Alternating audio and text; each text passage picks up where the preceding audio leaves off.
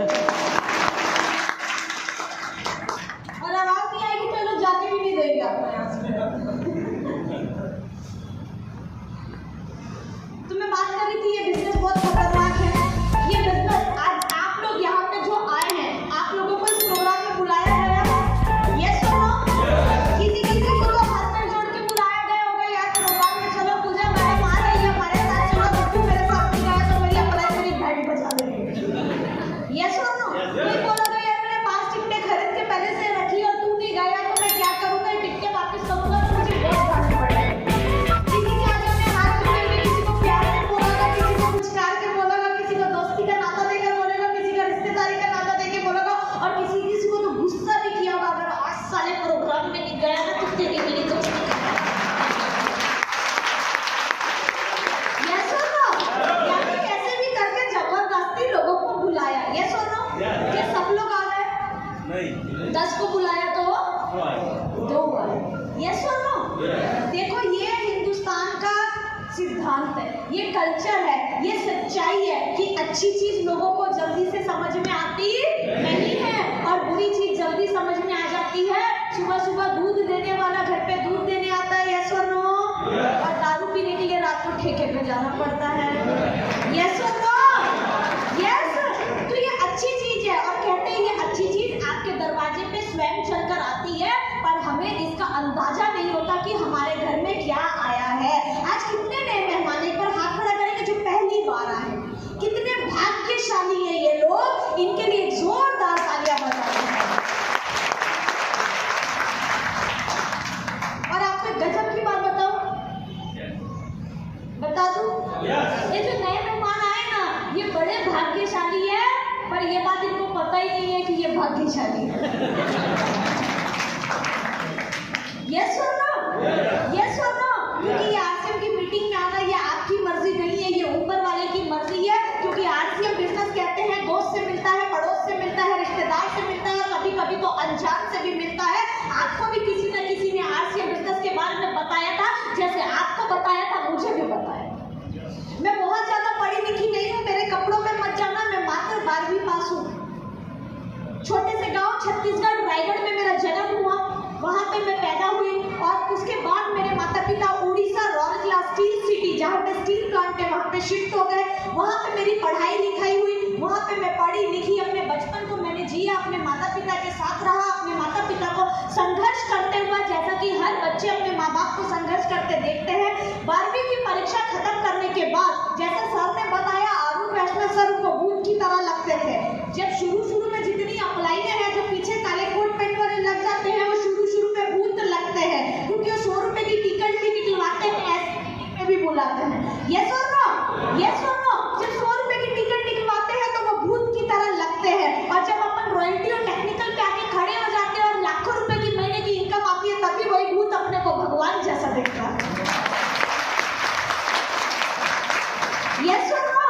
तो मेरे पीछे भी मेरा एक पड़ोसी जो कि पेशे से पत्रकार थे, वो मेरे पीछे पड़ गए भूत की तरह। वो बार मुझे आरसीएम की मीटिंग में जाने के लिए बोलते थे पर मैं जाती नहीं थी। वो बार मुझको पूछते थे पूजा क्या तुम पैसा कमाना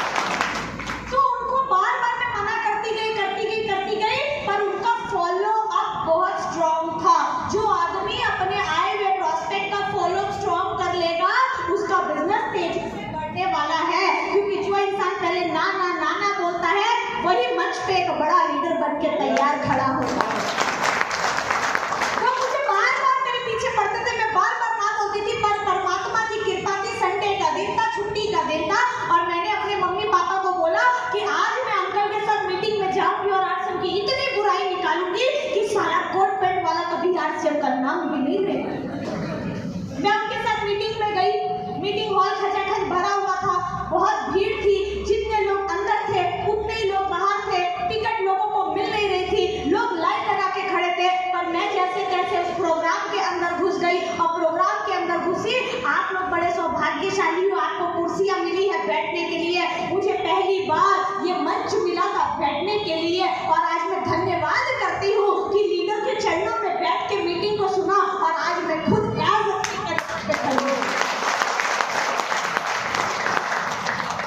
तो वहां पे मैं जब प्रोग्राम में गई, बैठी, गर्मी का टाइम था, पसीने चो रहे थे, कोट पैंट में आदमी खड़ा था और नया आदमी जब आता है सोचता है साला पागलों की मीटिंग में आ गया हूँ। 11 बजे से मीटिंग चालू हुई है, काले कोट पैंट वाले बदलते जा रहे हैं और हर आदमी एक ही बात साला बोलता है, बजाओ ताली, बजाओ ताली, बजाओ ताली।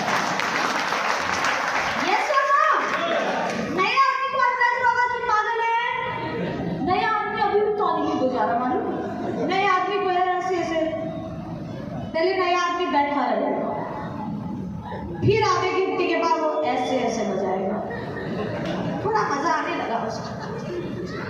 फिर थोड़ा सा समय निकलेगा, फिर वो ऐसे ऐसे के साथ पैर भी बजाएगा।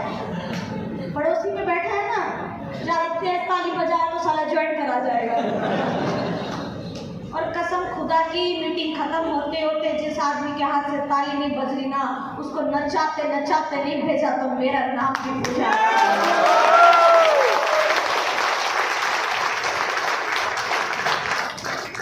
नए लोगों को हम लोग पागल लगते हैं और जब हम लोग मंच पे लाखों की यहाँ पे इनकम बताते हैं कि खाली साला राशन खाने का पैसा आता है और जब नए लोगों से ताली नहीं बजती तो हमको भी साला नया आदमी पागल जैसा लगता है। मुझे भी ऐसी लगता था, मेरे हाथ से भी ताली नहीं बज रही थी, पर मैं लोगों का जोश जुनून देख रही थी। लोग सीढ़ियां बजा रहे थे, ताली बजा रहे थे, मंच के ऊपर में काले कोट पैंट वाले खड़े थे, अपनी इनकम 50,000, 1 लाख, 2 लाख, 5 लाख, 10 लाख, 15 लाख, 20 लाख बता रहे थे। तो मैंने सोचा यार पूजा, ये बहुत पढ़े लिखे लोग हैं, MBA लोग हैं, कोट पैंट में आए हैं, इनका तू क्या मुकाबला करेगी, तुझे तो इसके लिए बहुत पढ़ना लिखना पड़ेगा। पर जब उन्होंने अपना प्रोफेशन बताया, काम उन्होंने अपना नाम बताया, दाम बताया और काम बताया कि भैया आज से बिजनेस से पहले सब्जी बेचने का काम किया कर, मेरा दिल गार्डन हो गया। मैं कहा साला सब्जी बेचने वाला कर सकता है, अनपढ़ कर सकता है, पूजा तू तो फिर भी 12वीं पास है, तू तो इससे भी आगे जाएगी। बहुत अच्छा लगा, धीरे धीरे प्रोग्राम आगे बढ़ता चला गया और वहां पे जो महान शख्सियत, जो महान पर्सनैलिटी, जो मेरे रोल मॉडल है, जिनको मैंने देखकर इस बिजनेस को करना चालू किया और मुझे गर्व के साथ में बोलते हुए बड़ा प्राउड फील करती हूँ कि आपका बाप और मेरा बाप एक ही है। मिस्टर मुकेश कोठारी सर जी मिलेगा। सर को पहली बार सुना, सर के जैसा आज भी अपने आप की सोच रखती हूँ, सर के जैसा बनना है, सर के जैसा चलना है, बोलना है, कमाना है, सब कुछ सर जैसा ही करना है। सर मेरे रोल मॉडल है और बड़ा अच्छा लगता है उनके इस परिवार में, इस टीम में आकर। और उनकी मुझे एक ही बात समझ में आई थी, अभी आपको मार्केटिंग प्लान दिखाया, लोगों के इनकम दिखाया, लोगों को चेक बताया, आपको प्रोडक्ट बताया गया होगा, सब कुछ बताया गया होगा। मुझे सही बताऊं तो कुछ भी नहीं समझ में आया था। मुझे कोठारी सर की एक ही बात समझ में आई थी कि अगर हल्दी मिर्ची नमक खाने से पैसा आता है तो साला अपने बाप का क्या जाता है, बदल डालेंगे। बाजार का सामान ब्रांडेड खाएंगे तो किसी और का ब्रांड बनाएंगे और अगर आरसीएम का खाएंगे तो साला खुद का ब्रांड बनाएंगे। किसका ब्रांड बनाना है? आप ये काम करो, 100 रुपए की टिकट देकर आए हो, खुद के पैसे से दी, अपलाइन ने तो लेके नहीं दी, अगर अपलाइन ने दी तो बाहर जाके उसको 100 रुपए इज्जत के साथ वापस कर देना, क्योंकि आज से बिजनेस सच्चाई ईमानदारी के साथ करने वाला बिजनेस है, किसी का सर पे ऊपर एहसान लेके करने वाला बिजनेस नहीं है। तो मेरी मीटिंग में पता मैं किसी को सोने नहीं देती, क्योंकि हमारा एक ही मकसद है, ना साला सोना है ना सोने देना है। यस और नो? यस और नो? कोई भी बात करेंगे हाथ उठा के बात करेंगे, हाथ हिला के बात करेंगे और ये बारिश टप टप जैसी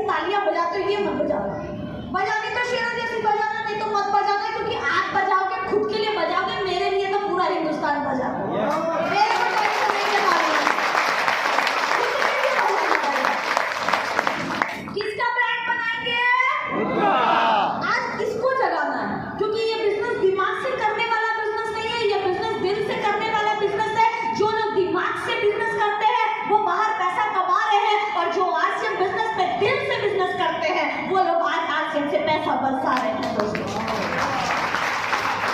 पैसा कमाना है या बरसाना है? एक हाथ से तो देखो आधा लखपति बनते हैं। अपन तो दोनों हाथ ऊपर करके ऊपर वाले को दिखाते, भैया अपना तो दोनों हाथ खड़ा है भाई। दिखा सकते हैं, दिखा सकते हैं। पैसा कमाएंगे कि बरसाएंगे? कमाएंगे कि बरसाएंगे? किसका ब्रांड बनाएंगे? किसका? इसको आज ठोको, दरवाजा खटखटाओ, इसको जगाओ। ये जादुई हॉल है, ये जादुई हॉल है। और ऐसे ही बुजुर्ग नहीं कहते, बड़े बुजुर्ग, बेटा शुभ शुभ बोलो, बेटा शुभ शुभ बोलो। क्यों कहते हैं? कि आपकी जुबान पे कभी भी सरस्वती का वास हो सकता है और वो चीज परमात्मा तथास्तु बोल सकता है। और जब हम इस मीटिंग में आते हैं तो या फिर पॉजिटिविटी की बात होती है, आगे बढ़ने की बात होती है, अमीरी की बात होती है, कामयाबी की बात होती है। और जब हम ऊपर वाले को हाथ उठा के दिखाते हैं, मैं हर बार ऊपर वाले के बोलती हूँ, हे भगवान, कहाँ? इधर इधर इधर इधर।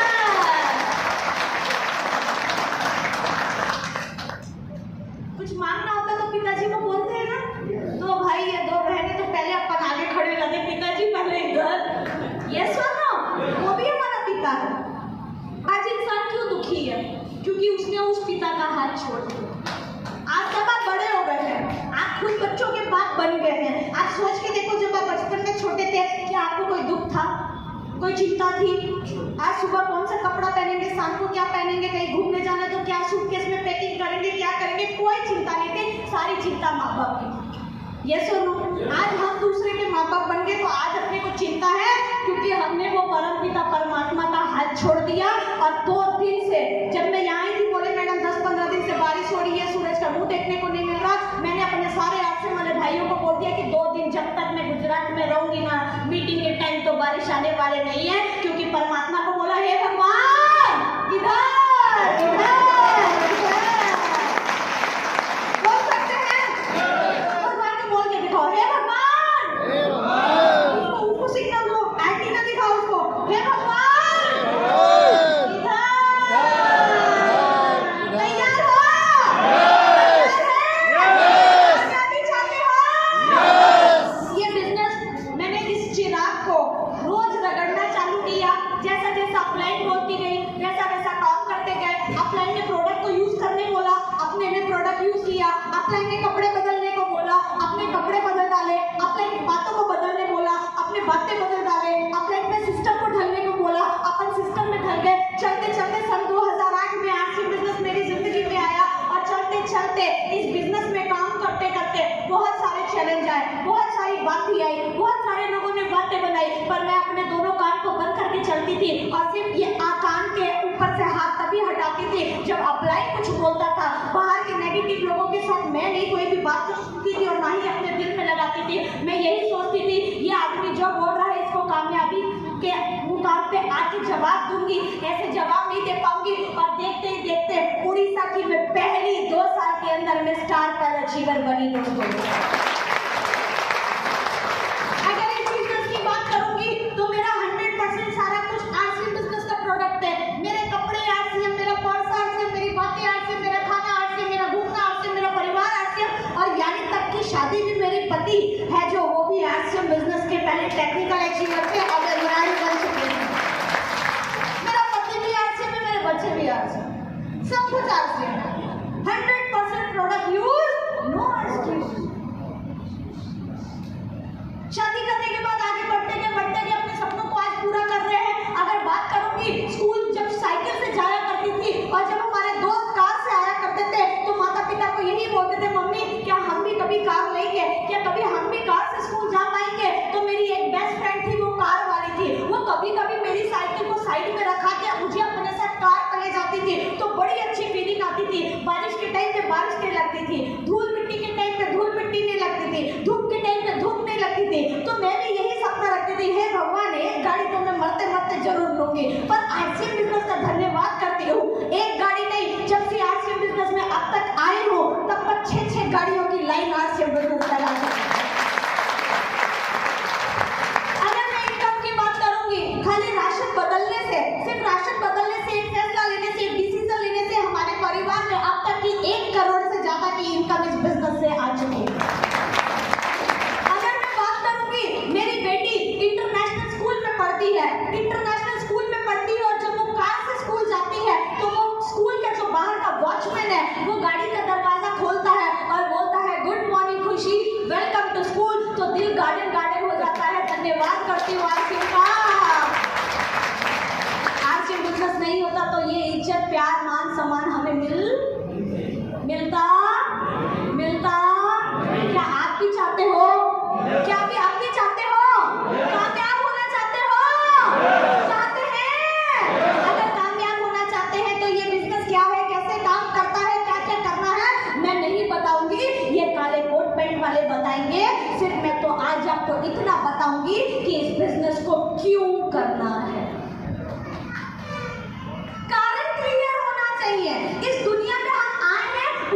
कारण है। इस दुनिया से कोई जाता है उसका भी कोई कारण है। अगर कोई गरीब पैदा होता है उसका भी कोई कारण है। अगर कोई अमीर पैदा होता है उसका भी कोई कारण है। आप एक हेलीकॉप्टर में जा रहे हैं, जहाज में, एरोप्लेन में जा रहे हैं, उस एरोप्लेन में जा रहे हैं और मैं आपसे ये कहूँ कि इस एरोप्लेन से कूद जाइए, मैं आपको 1 करोड़ का इनाम दूंगी, क्या आप कूद जाएंगे?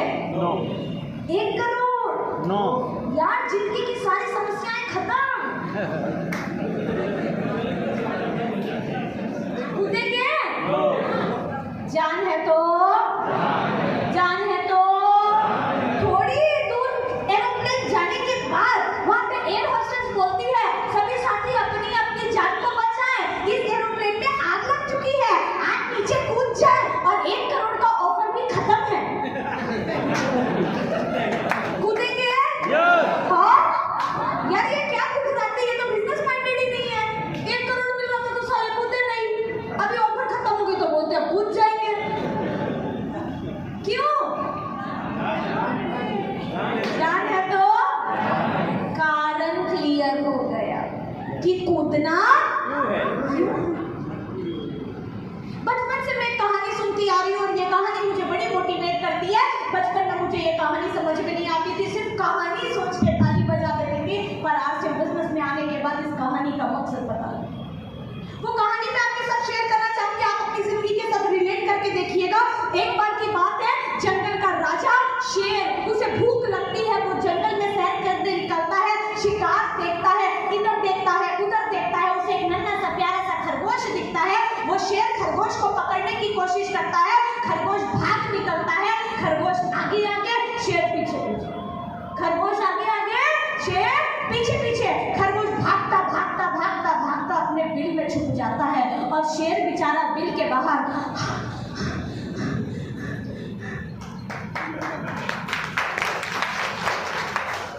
शेर बोलता है अरे खरगोश भाई जरा बाहर तो आना। खरगोश बोलता है क्या काम है जरा तुमसे बताना, मैं बाहर आऊंगा तो तुम्हें कहा जाएगा, मैं नहीं आऊंगा बाहर। तो बोला अरे मेरे भाई तू बाहर आ जा, मैं तेरी जिंदगी को बख्श दूंगा, मेरे कुछ सवालों का जवाब दे दो। शेर बोला मैं इतना बड़ा तू इतना छोटा, मैं हट्टा कट्टा तू इतना कमजोर, आज तक कोई जानवर जंगल का मेरे से बच नहीं पाया, पर साले तू कैसे बच गया? तभी वो नन्हा सा प्यारा सा खरगोश अपनी 2 इंच की गर्दन को बाहर निकालता है और कहता है बड़े प्यार के साथ अरे शेर चाचा तू अपनी 1 दिन की भूख मिटाने के लिए भाग रहा था और मैं अपनी जिंदगी बचाने के लिए भाग रहा था। आप सब शेर हो? शेर हो? इसीलिए तो मैं यहाँ आई हूँ। हम सब शेर रोज भाग रहे हैं भूख मिटाने के लिए। यस सुनो, घर से दुकान, दुकान से घर, घर से दुकान, दुकान से घर, घर से नौकरी, नौकरी से घर, घर से नौकरी, नौकरी से घर, घर से खेती, खेती से घर, घर से खेती, खेती से घर, घर से क्लिनिक, क्लिनिक से घर, घर से क्लिनिक, क्लिनिक से घर, घर से वकालत, वकालत से घर, घर से वकालत, वकालत से घर, डिब्बा भरा, डिब्बा खाली, डिब्बा भरा, डिब्बा खाली, डिब्बा भरा, डिब्बा खाली, आज भिंडी खाली।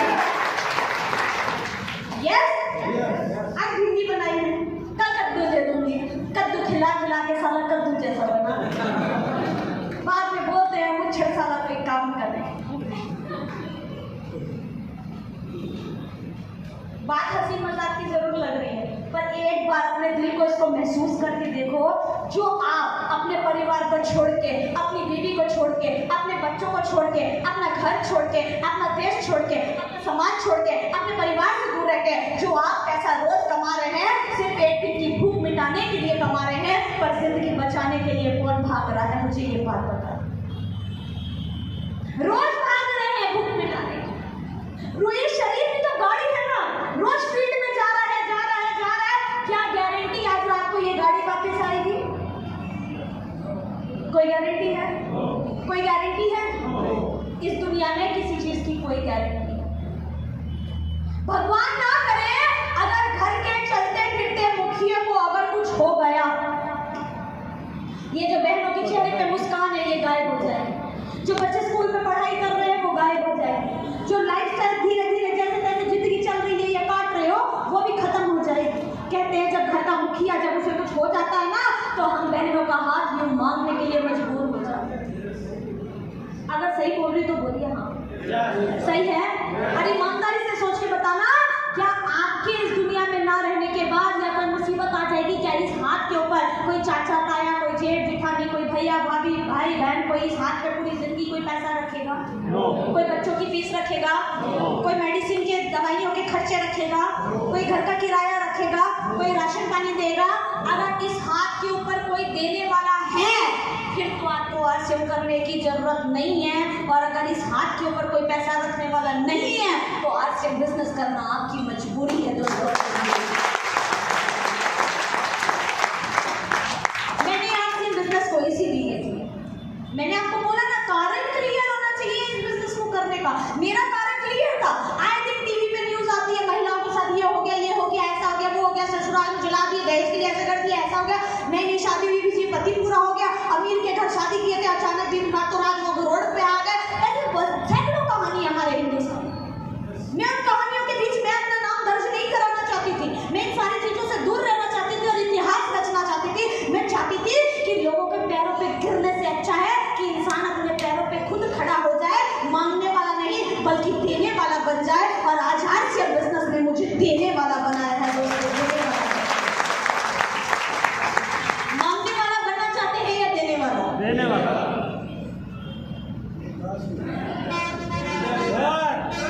हाथ उठाओगे तो तथास्तु बोलेगा। कैमरामैन हम बुलाते नहीं है, हमारा डायरेक्ट ऊपर का कैमरा चल रहा है।